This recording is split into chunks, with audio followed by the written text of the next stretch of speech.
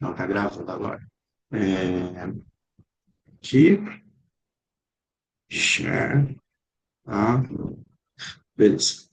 Então, como eu estava falando, isso aqui que eu vou dar hoje, amanhã, essas aulas, elas estão até um pouquinho além do edital, porque eu acho que o bloco de políticas públicas é o mais importante, e é o mais importante, porque vocês estão fazendo um curso de políticas para especialista em políticas públicas, e eu acho que se vocês tiverem um instrumental um teórico bem elaborado, uma base teórica e conceitual sobre políticas públicas, de acordo com a literatura mais utilizada, clássica, você sai na frente dos seus rivais, dos seus candidatos, rivais é foda, dos seus adversários, né, dos seus concorrentes no concurso público, porque vocês mostram para a banca, olha, eu domino, né, não é só decoreba, eu tô afiado.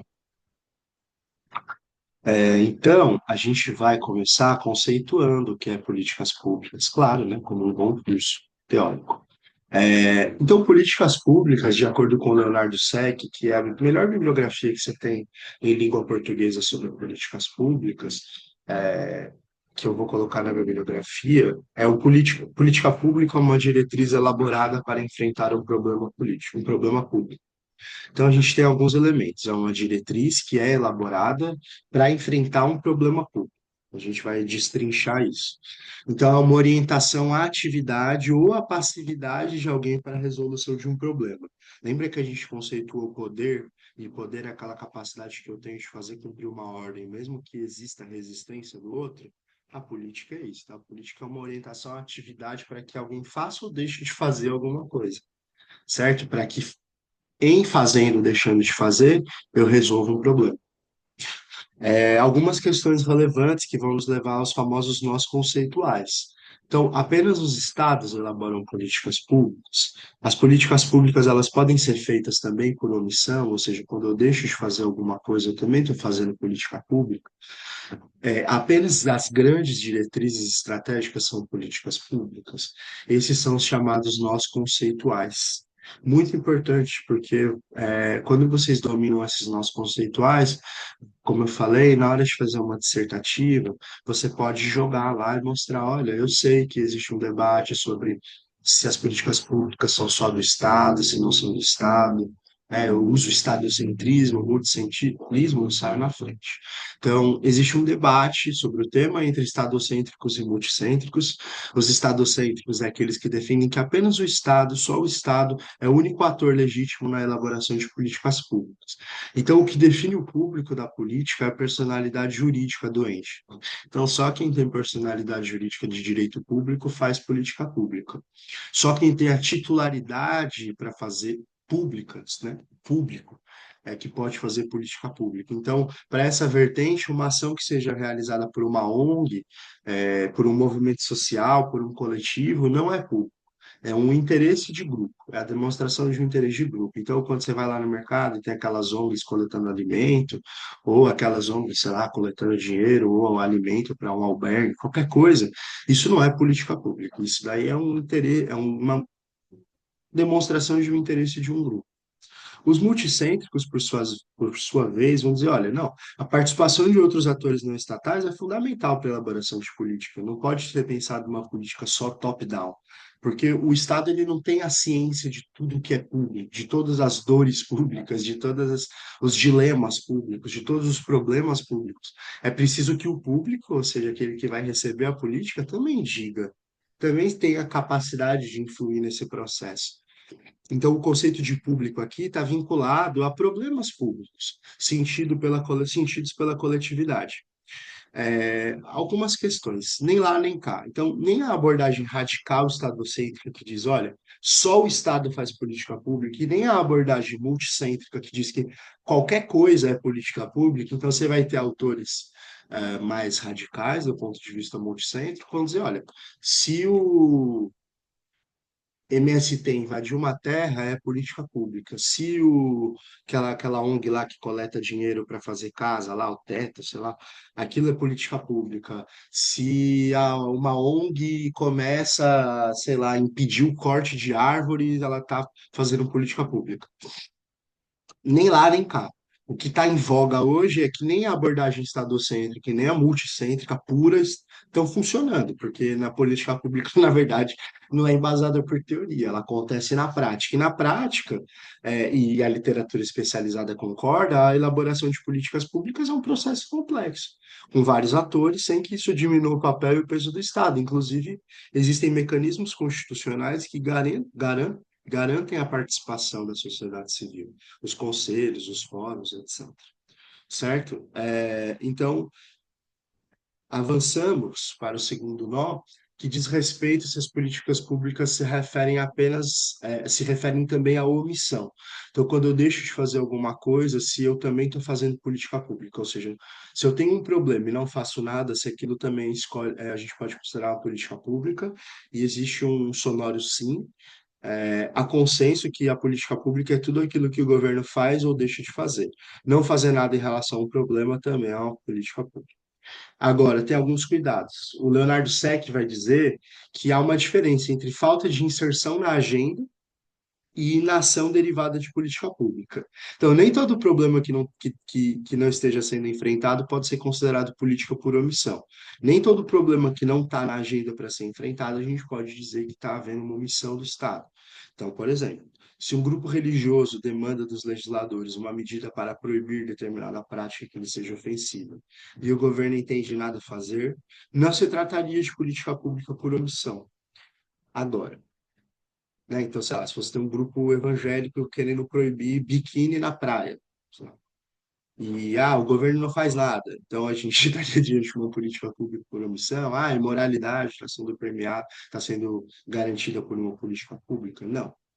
Agora, se você tem um Ministério do Meio Ambiente que constrange os seus subordinados a não aplicarem multa e fiscalizarem o desmatamento ilegal no âmbito, no âmbito de um programa contra o desmatamento, ou seja, existe um programa de contra o desmatamento, existe uma instituição ligada ao Ministério do Meio Ambiente responsável por fiscalizar esse programa, por garantir que esse programa aconteça, por fiscalizar o desmatamento, por multar quem desmata. E se você tem um ministro do Meio Ambiente que conscientemente desregulamenta essa política, conscientemente escolhe não fazer nada, passar a boiada, em termos populares, a gente estaria diante de uma política por omissão. O terceiro nó, que pergunta: políticas públicas são apenas diretrizes macroestratégicas? Recebe um sonoro não. Não, porque, bom, você tem políticas públicas locais. Então, não é só as grandes políticas nacionais que são políticas públicas, de forma nenhuma. O Bolsa Família é uma política pública, mas uma distribuição de alimentos simples aí, claro, não estou dizendo, não estou desmerecendo, estou dizendo a escala da coisa, né? Uma distribuição de alimentos no sertão de Sergipe por uma secretaria de assistência social é uma política e muitas vezes existe intersecção, existe ponto de contato. Uma política pública está vinculada à outra. Políticas públicas locais estão vinculadas a estratégias nacionais, como o próprio Bolsa Família, que começa no Ministério do Desenvolvimento Social, mas vai acabar lá na Secretaria de Assistência Municipal, que envia a lista coloca a lista no CAD único, fiscaliza a lista do CAD único. Você tem programas de combate à fome que o governo federal estrutura, repassa a verba, a prefeitura compra o alimento, ou se a prefeitura não consegue nem comprar o alimento, às vezes ela não tem estrutura administrativa para isso, o Estado faz, enfim, né? Não é só o plano de metas do JKK, é uma política pública. O que é um problema público? Ou seja, se a política pública é uma diretriz que visa resolver um problema público, o que diabos é um problema público? Ora, um problema público é um problema. Então, o que é um problema? Um problema é uma distância. É a distância entre aquilo que é e aquilo que deveria ser. Então, a política pública ela visa fazer assim, ó, diminuir essa distância. Dificilmente ela faz a situação se tornar ideal, porque a ideal é a ideal, mas é diminuir essa distância, né? Tornar a realidade mais próxima daquilo que do que a gente deseja que ela seja. Então, e público, porque existe uma percepção intersubjetiva de uma quantidade considerável ou qualidade, ou seja, eu posso ter uma política, um problema que é percebido por um grande número de pessoas, ele se torna público, e um problema que é percebido grupo bem qualificado. Quando eu digo qualificado, eu não estou dizendo que um é melhor que o outro, mas existem grupos que têm mais poder político do que outros. Então, se o Senado da República percebe um problema, ele é mais fácil de ser resolvido do que se o, sei lá, a Associação de Moradores de Pedrinhas, ou se o, sei lá, a população LGBT percebe um problema e ao mesmo tempo um grande grupo, um grande lobby no Congresso percebe esse problema, aí a gente vai ver quem tem mais força quando ele for resolvido. Tá? Então, o público aí, ele é tanto quantitativo quanto qualitativo. Pode ser um grupo bem qualificado de pessoas que percebe esse problema e ele se torna público, ou uma grande quantidade de pessoas. Então, o problema público é atores políticos intersubjetivamente consideram uma situação como um problema. Perfeito? Ah, bom, exemplo de política pública, isso aqui só para qualquer coisa. Agora, importante definição entre politics, policy e polity. Eu sempre acho isso uma bobagem tão grande porque a gente fala português, mas cai, gente, cai na prova. Então, politics é a política quando se referir à atividade humana ligada à obtenção e manutenção do exercício do poder sobre o homem. É o termo que a gente usa em português quando dizemos, por exemplo, é, é o termo que usamos em português quando dizemos. Ah, sim. A política com Bolsonaro se torna mais feia, que eu inverti ali. É a dimensão processual, né? A política no Brasil, para quem tem estômago, o Bolsonaro não sabe nada de política. É a política, a política, a política é isso, a política é aquilo, a política no Brasil. É a dimensão processual, é a atividade humana política. Policy, por outro lado, é quando a gente fala de política concreta. Quando a gente usa política pública, a gente está falando de policy. Então, o Lula realizou as melhores políticas contra a fome no Brasil, etc. Polity, por sua vez, é usada para as instituições políticas. É sinônimo de governo, regime, forma de governo. É o adjetivo político no Brasil. Quando a gente fala de uma instituição política, um problema político, ou que o Bolsonaro é um político ridículo. Policy makers e policy takers, bom, os policy makers são os agentes envolvidos na elaboração de políticas públicas, os analistas de políticas públicas, os EPPGGs, ou a sociedade civil organizada nos conselhos, ou os deputados federais, ou os senadores e todo mundo que participar da elaboração. Você vai ter autores mais conservadores que vão dizer que só quem trabalha no executivo é policy maker. Isso está em desuso. Policy takers são os receptores da política pública, os cidadãos em geral. Agora a aula fica um pouquinho mais chata e um pouquinho mais decoreba. Eu estou passando porque vocês não estão levantando a mão, tá? E até porque vocês especificamente já viram essa aula, eu acho. Mas tudo bem. É, a tipologia, né? Eu vou usar hoje só a de Lowe. Até coloquei o slide aqui das outras, mas só cai a de Lowe. Então a gente só tem mais dois slides, tá? O Lowe, Theodore Lowe, escreveu um livro em 1964 em que ele faz uma classificação tipológica de políticas públicas, uma tipologia de políticas públicas, que ele divide em quatro: regulatórias, distributivas, redistributivas e constitutivas. Vamos a elas. Isso é muito importante. Como vocês lembram, quem fez CNU viu que era importante. Regulatórias, né, estabelecem padrões de comportamento. Tá? Então, são as leis que incidem sobre o comportamento de determinados grupos ou indivíduos ou a sociedade. Então, são políticas tipicamente pluralistas, em que a capacidade de aprovação é proporcional à força dos atores e interesses na sociedade. Então, lei antifumo. Só passa uma lei antifumo se o lobby antifumo for maior do que o lobby tabagista. Normas ambientais, normas sobre o uso de espaço público, o que pode, o que não pode no espaço público. Quando você estabelece padrões de comportamento, você está agindo sobre o interesse você está medindo a força e dos interesses dos atores na sociedade em relação àquele comportamento. As distributivas, por sua vez, elas geram benefícios concentrados para uma parcela da sociedade e custos difusos para outros. Então, elas costumam ser menos conflituosas, porque o custo é diluído. Então, se eu tenho, por exemplo, uma política de subsídio econômico, né, eu estou, sei lá, oferecendo subsídio para agricultura, para indústria, né? Então, eu gero benefício que é concentrado para aquela indústria, aquele, aquele grupo de agricultores, enfim, sei lá, e o custo para a sociedade é diluído, né? Então, é importante a gente saber que a gente não tem uma classificação prévia do que uma política pública é. Quando um governo está elaborando uma política pública, ele não vai, será que eu estou fazendo uma política distributiva? Ele faz a política e a gente analisa. A gente analisa em relação aos custos, age sobre quem? Age sobre todo o ambiente, age sobre todo o indivíduo.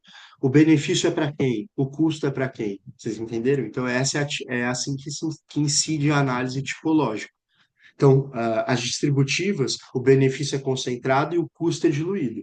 A redistributiva, o benefício também é concentrado, só que o custo é concentrado. Então, essas são essencialmente conflituosas. Por exemplo, uma reforma agrária. Eu tiro terra de uma parcela da população e entrego terra para uma parcela da população. Ou uma reforma, ou uma política de distribuição de renda que cujo financiamento seja os mais ricos. Se o Haddad consegue, por exemplo, aprovar aquela lei, aprovar a reforma tributária que coloque os mais ricos para pagar imposto sobre fortuna, e vamos supor que ele use um fundo desse para financiar o Bolsa Família, aí o Bolsa Família deixaria de ser distributivo, o que ele é atualmente, porque não existe um fundo específico para o Bolsa Família que é. Até existe, mas esse fundo é tirado de toda a sociedade. Se esse fundo passasse a ser só de um grupo da sociedade, ele seria redistributivo. Entendem? Essa é a pegada. Então, se tirar de um grupo e der para outro, é redistributivo e aí vai gerar bastante conflito.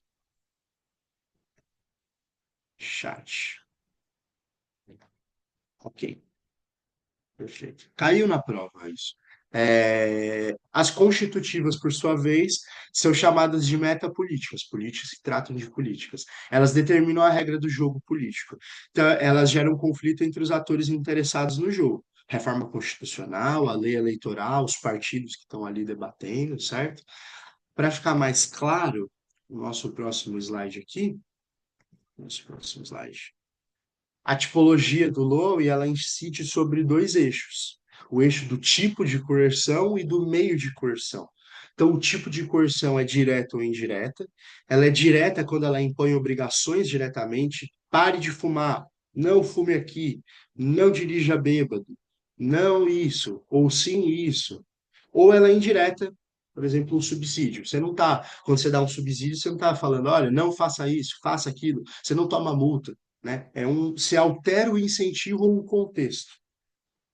O meio de coerção, ou eu ajo individualmente sobre um grupo específico, lei do trânsito, motoristas, lei do, enfim, ou um grupo específico, né? Ou ambiental, ou ela altera toda a estrutura social, né? Ou ela altera toda a estrutura social, como, por exemplo, um grande programa de redistribuição de renda que altere a estrutura social como um todo, que mude o ambiente como um todo, uma política de. É bom, e aí começa o debate, né? Mas eu ia falar, uma política de cotas que altera a estrutura social como um todo, que mexe numa estrutura social que está cristalizada e leva para um lado, leva para um outro, para uma outra estrutura, né? E aqui eu fiz o famoso quadrante do Lowe. Quem já fez faculdade sabe que existem 200 bilhões, todos fizeram, né? Existem 200 milhões de quadrantes que a gente é apresentado na nossa vida. Esse aqui é o quadrante do Lowe, em que a gente tem dois eixos, né? Como eu falei, o da tipo de coerção e do meio de coerção. Coerção individual ali no eixo das. Eu sempre confundo. Esse daí seria. Se tivesse embaixo, seria abscissas, né? Mas como não está embaixo, eu não sei nem se eu posso chamar de abscissas. Mas em cima você tem ali individual ou ambiental, e aqui, né, na coluna, você tem coerção direta e coerção indireta. Então vamos lá. Política regulamentar. É individual, porque lei de trânsito, norma ambiental, é sobre aquele que está desmatando, é sobre aquele que está dirigindo. E é direta, você toma multa, age sobre um indivíduo, age sobre um grupo, diretamente. Faça ou não faça. né? Você tem política constitutiva como ambiental, então, quando eu faço uma reforma institucional, quando eu faço uma reforma constitucional, uma reforma eleitoral, eu mexo em todo o ambiente, né? Não estou incidindo sobre um grupo especificamente. E ela é direta porque ela cria regras, ela cria um sim ou não, ela impõe uma nova, por exemplo, uma reforma constitucional, né? A coerção indireta e individual em relação à política distributiva, ou seja, indireta, porque um subsídio agrícola, eu não estou aqui na. Eu estou apenas alterando incentivos ou contextos, eu não estou impondo uma obrigação diretamente. Eu estou apenas, né, mudando o ambiente com aquele subsídio, tornando mais competitivo as exportações, tornando mais competitivo aquele ramo. E individual, porque, como a gente viu, incide sobre um determinado grupo, o grupo que vai receber aquele subsídio.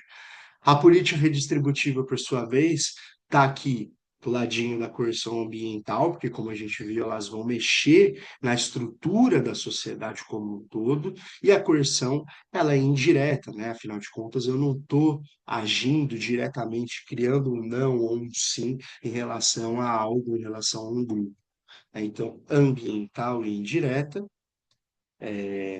para redistributivo. Distributiva, indireta, porém individual. Perceba? Chato um pouquinho, eu sei. Isso aqui você tem que ficar voltando, mas como vocês viram no CNU, caiu duas questões de 10 sobre tipologia. Então, vocês podem fazer de duas formas: decorar ou movimentar os conceitos na sua cabeça. Eu posso ter dois tipos de coerção, em relação ao indivíduo e em relação ao ambiente, direta ou indireta. Direta se impor obrigação ou indireta se só alterar o ambiente para que algo aconteça. Individual se agir sobre um grupo, ambiental se for sobre o ambiente. De boa? Aqui o famoso slide para resumir o que eu falei. E eu não vou passar isso aqui para vocês, vai estar no slide porque não vai cair, tá? Não vai cair Grumbley, Wilson, eu que sou preciosista.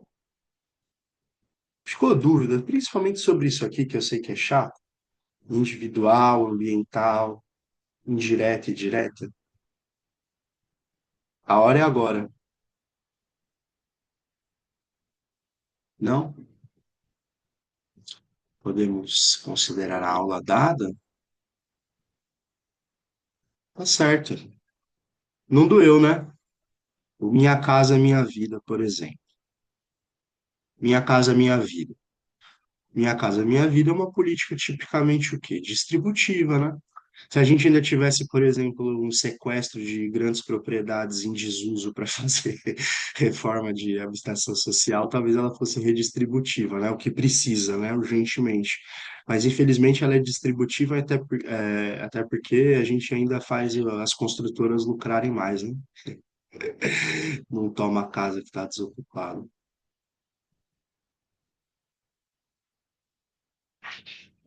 Deveria, né? Deveria mesmo. Certo? Até os incentivos, né? Até os benefícios são concentrados na MRV. Ai, ai, foda, velho. Então, gente, então o Kleber tá falando aí, caiu bastante no CNU. Cai, velho, não tem jeito. E se vocês dominarem isso para uma discursiva, vocês estão na frente dos seus adversários, candidatos, concorrentes. Beleza? Aula dada? Chata a aula, né? Mas é isso. Espero que vocês tenham entendido. Continue estudando, viu, gente? CPPGG é muito bom, é bem gostoso. Busquem isso, tá bom? Até mais, pessoal. Tchau.